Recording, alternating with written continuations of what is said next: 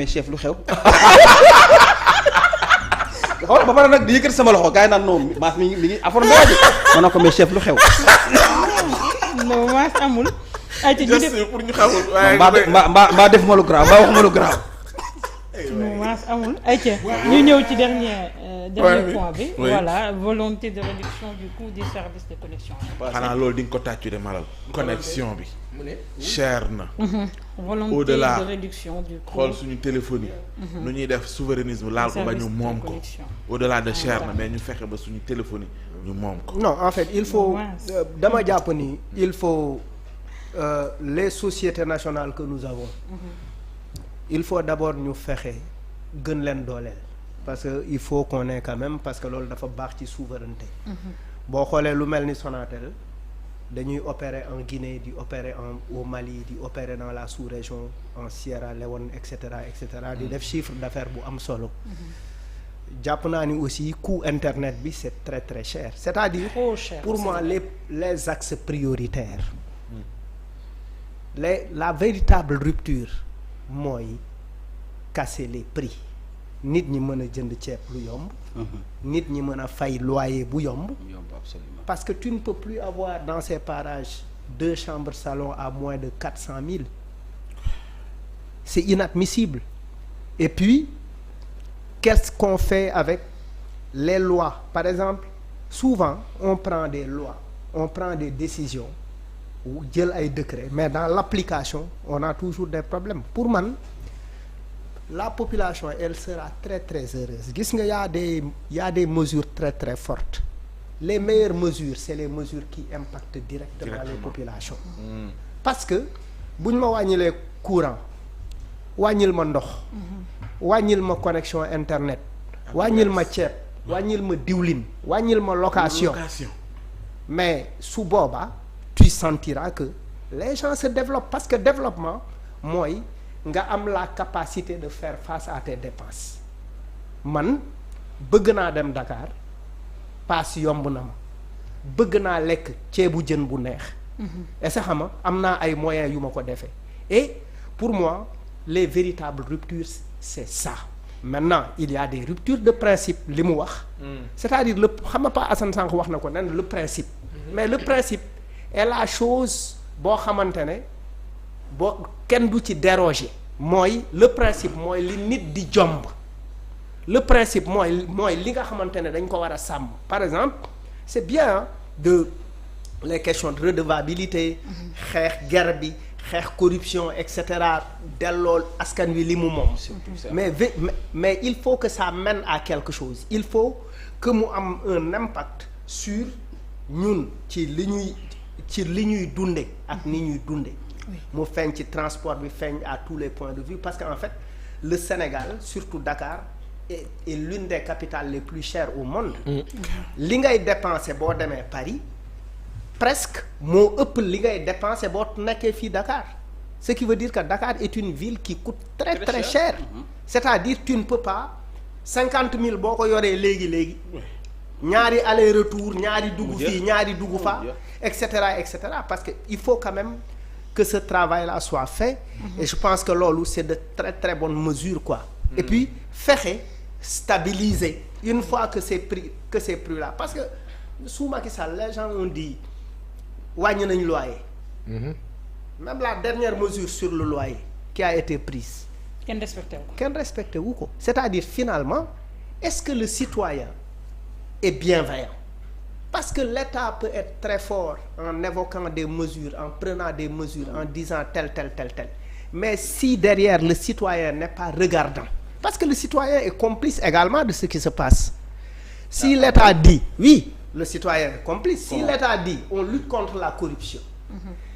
yow nga yéeg sa oto yoroo permis amoo assurance tu es obligé nga gar policier bi. Tu es contributeur. Il y a là où il y a un ci location bi citoyen bi nan la ouais ci location bi le citoyen dafa war a taxaw ne fayuma parce que état bi lii la wax. non mais bu ko deful ñu génne ko. mais non mu dem gendarmerie. non mais c'est ça parce que le citoyen ne va pas jusqu'au bout. pour ça c'est ça il xam nga loo gis non loo gis dafa am parce que sacrifice. fii ñaata nit ñoo fi boole. seen ki leen loué.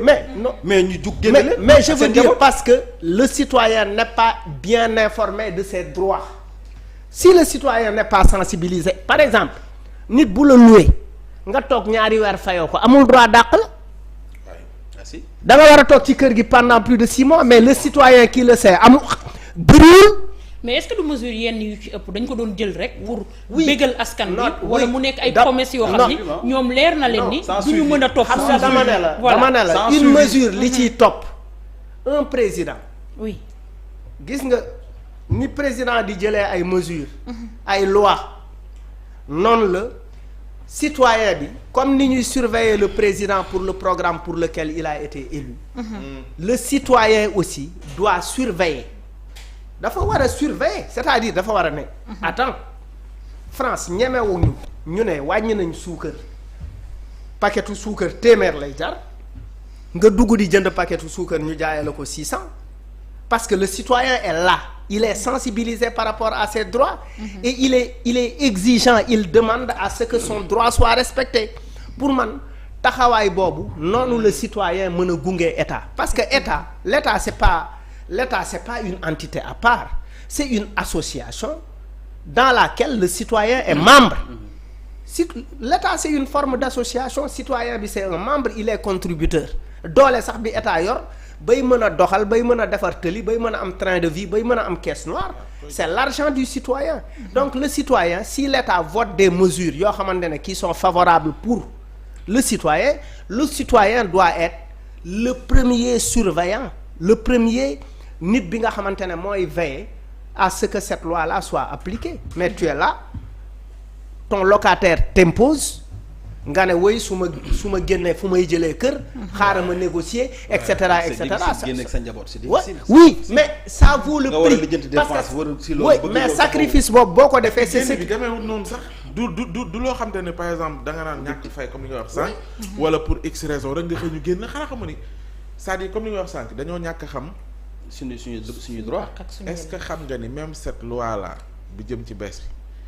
bi ni mu protéger le locataire mais c'est incroyable c'est-à-dire doo xam sax lan mooy expliquer sax ñu xëy rek génneel wala nangam mais li koy indi mooy ñàkk xam bi des fois ci ñàkk xam boobu ci la même bailleur bi di sukkandiku parce que moom derrière am na ñu koy defal le travail ñu dellusiwaat ci régime bu bees bi tey bu ñu nee dañuy wàññi internet waaw man ci lan la ñu mën a jaar gis nañ ni que ni yaa ngi ko doon wax sànq na la lool waaw man sonn naa de non man mosuma gis lii fi ngay liggéey am na wifi sa kër am na wifi li ngay dépenser ci internet mënuma la wax nu mu toll nit ñi dañu sonn mais ci lan la ñu mën a jaar pour ñu mën a wàññi pour une bonne fois pour toutes njëg yi nag laal nañ internet waaye am na yeneen njëkk yi nga xamante ne Malal tudd na ko mais tey nan lañ ko mën a defee ci régime bu bees bi bor yi nga xamante ne état bi am na ko ak xaalis yi nga xam ne daanaka nekkoon na ci gaf ak état waaye dafa wasaaroo ci ñi nga xam ne daanaka ñoo fi jóge d'après ñoom li ñu wax ak rapport yi li mu génnee man sama problème mooy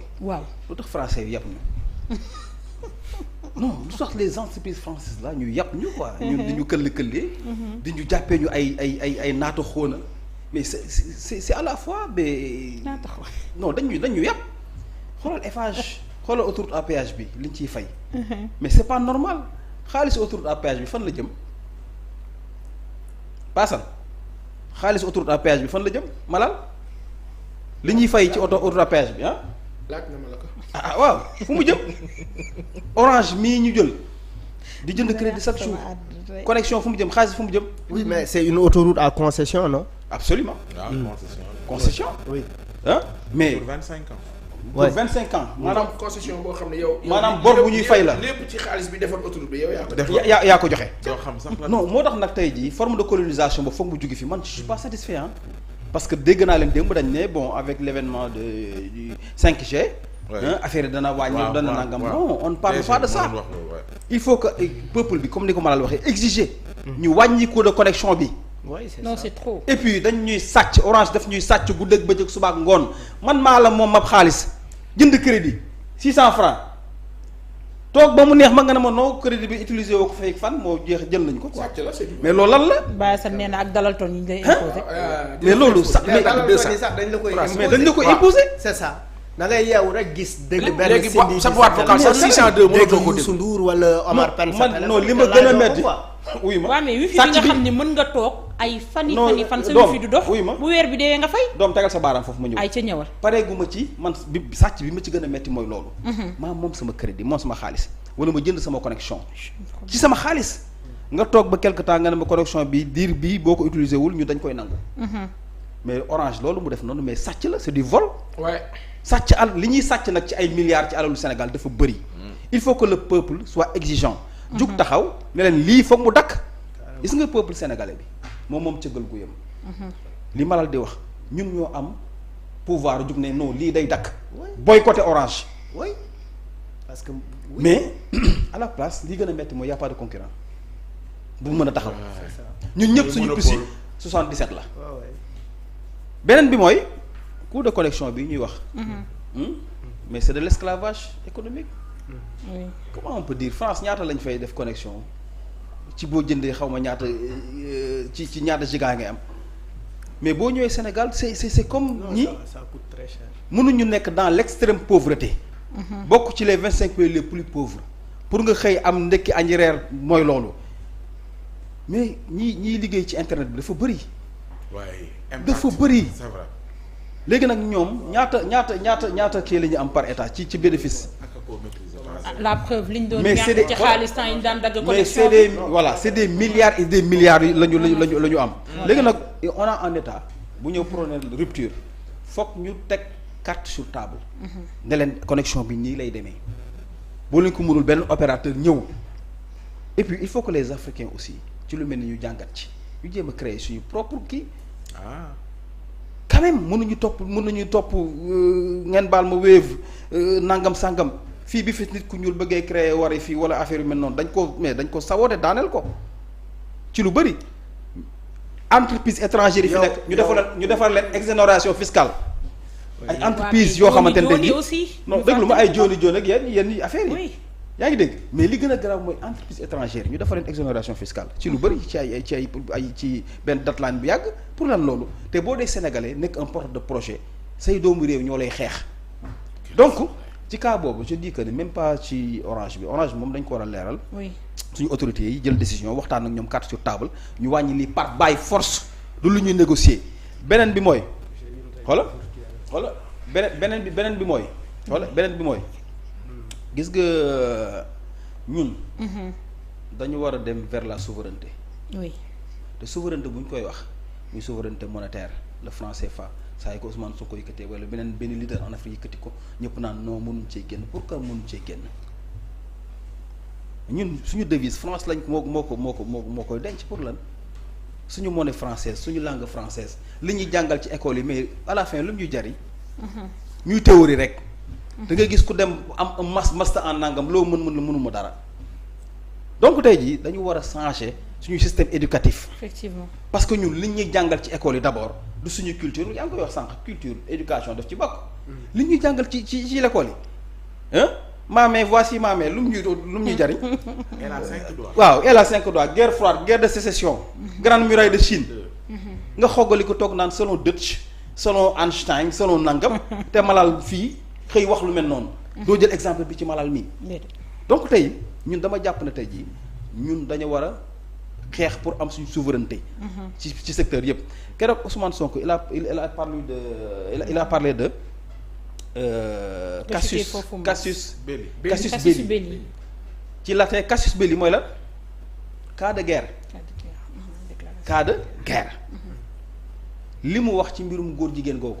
bu ko ñu toppee foofu bu ñu yeggee ba sës nag mën naa indi jiixi jaax. mën naa indi guerre la Ousmane Sonko wax mais ci li ma jaaxal xëy média bi yëpp bàyyi Ousmane Sonko li mu wax ci présence armée française bi muy des questions de souveraineté bàyyi li mu wax ci souveraineté monétaire bi topp ci kaawu góor jigéen gi naan non Ousmane Sonko nangam ci mbirum góor jigéen te li mu wax ci góor jigéen moo gën a garaaw dafa ne bu ñu Union européenne ak ces Nations Unies là bu ñu bëggee imposer mbirum góor jigéen mën naa indi guerre mu jël le cas de Cassius source de problème jërëjëf. kon nag je pense que tey ñun li ñu war mooy aussi ñu accompagner ce régime là l'appropriation du peuple par le projet.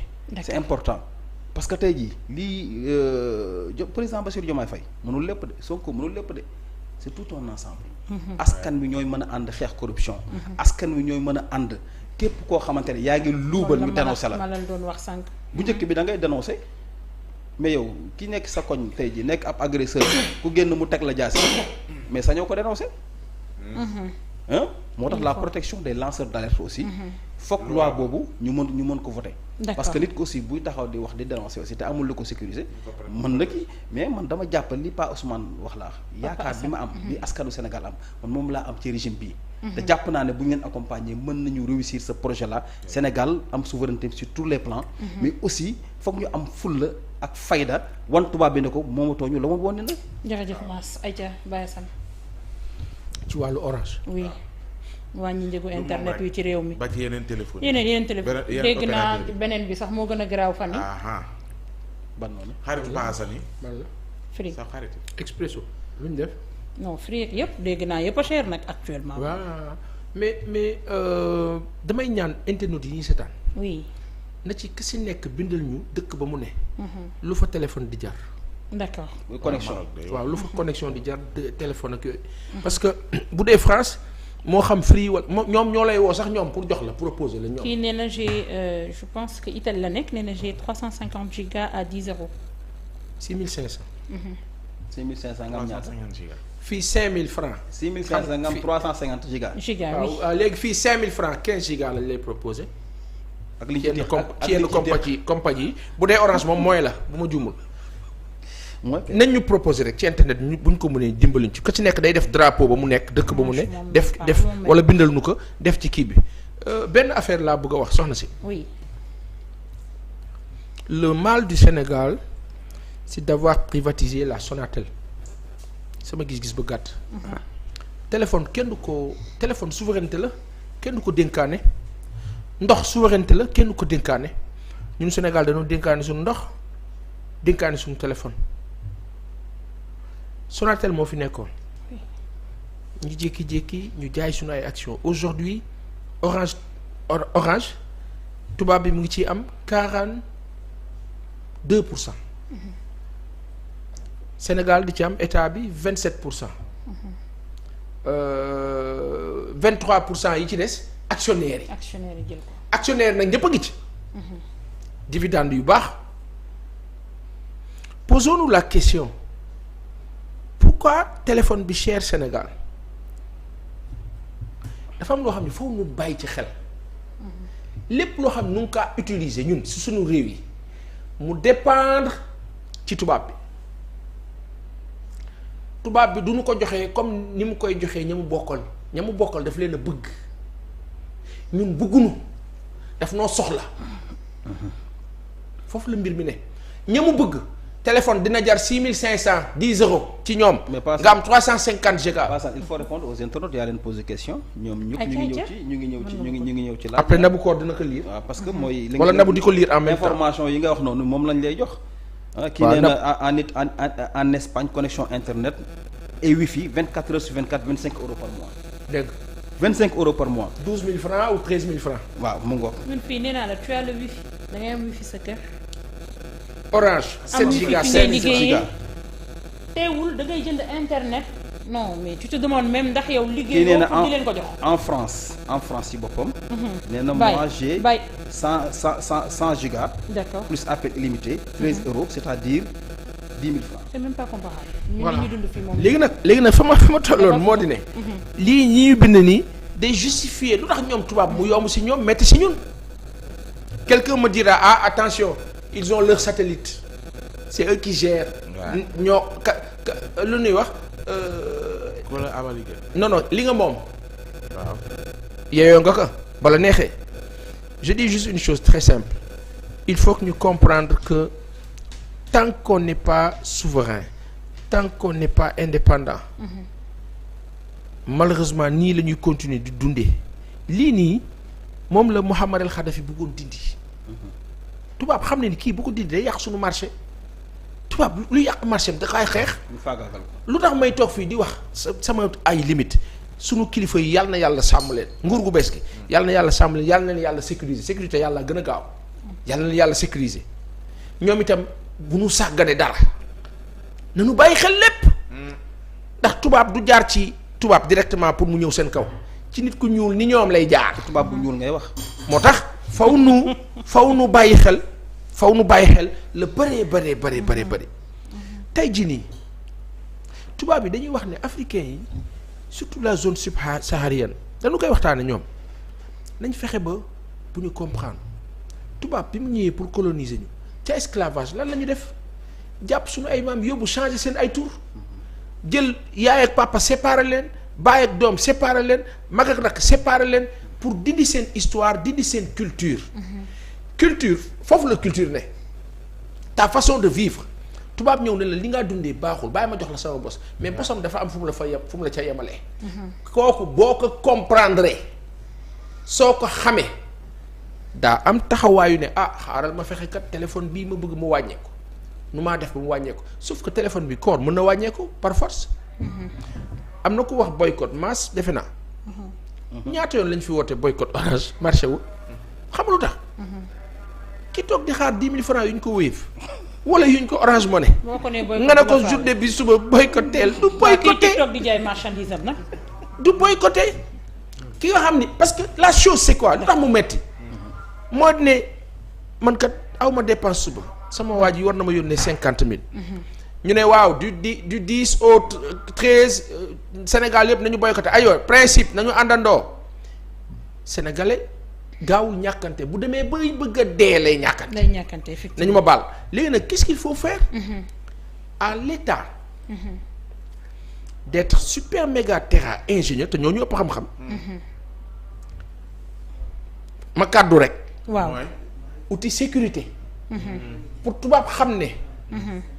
mënul tëb song la mënul tëb faagaagal la mënul tëb def la lu bon bu boobaa boo jëlee ay mesures ne Orange dama bëgg muy demee nii. d'accord Orange dina la déglu dana la bàyyi nopp dana am xel ñaar dana ragal waaye tant que tubaab mu ngi sentir ne que moom ay base militaire mu ngi sa dëkk moom mu ngi contrôler ndox mi nga naan bu ko neexee suba Sénégalais yëpp ngeen feebar mu ngi déglu sa téléphone xam li ngeen nekkee tubaab boobu tant que mu ngi am cette force là ay Orange ay yii